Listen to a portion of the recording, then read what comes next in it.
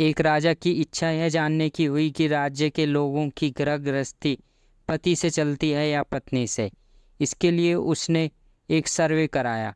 राजा ने ऐलान किया कि जिसके घर में पति का हुक्म चलता हो उसे मनपसंद घोड़ा इनाम मिलेगा। जिसके घर में पत्नी की सरकार हो वह एक सेब ले जाए।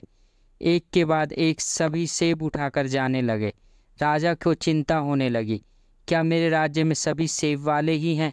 तभी एक लंबी मूंछों वाला मोटा तगड़ा जवान आया और बोला, राजा जी, मेरे घर में मेरा ही हुक्म चलता है, लाइए एक घोड़ा मुझे दे दीजिए। राजा ने खुश होकर कहा, जाओ अपना मनपसंद घोड़ा ले जाओ। जवान काला घोड़ा लेकर रवाना हो गया, घर गया और फिर थोड़ी देर बाद दरबार में वापस लौट आया। राजा ने पूछा, क्या हुआ जवान मर्द, वापस क्यों आए हो? जवान ने कहा कि महाराज, घरवाली कहती है कि काला घोड़ा अशुभ होता है, सफ़ेद शांति का प्रतीक होता है, तो आप मुझे काले घोड़े की जगह सफ़ेद घोड़ा दे दीजिए। राजा ने कहा, बेटा ये घोड़ा रखो और सेब लेकर जाओ। इसी तरह रात हो गई, दरबार खाली हो गया, लोग सेब लेकर चले गए। आधी रात को महामंत्री ने दरवाज़ा खटखटाया।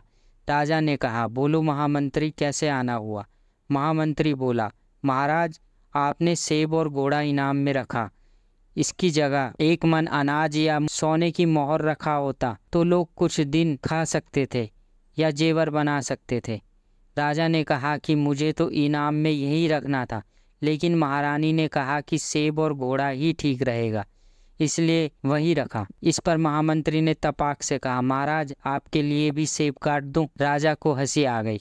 उन्होंने कहा, यह सवाल तुम दरबार में या कल सुबह भी पूछ सकते थे, तो आधी रात को क्यों आए?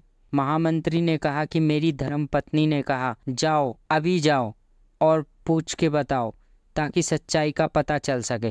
तभी राजा ने महामंत्री की बात काट कर कहा, महामंत्री जी, सेब आप खुद ले लोगे या घर भेज दिया जाए? अगर आपको ये कहानी पसंद आई हो तो please subscribe, like, comment and share with your friends. Thank you.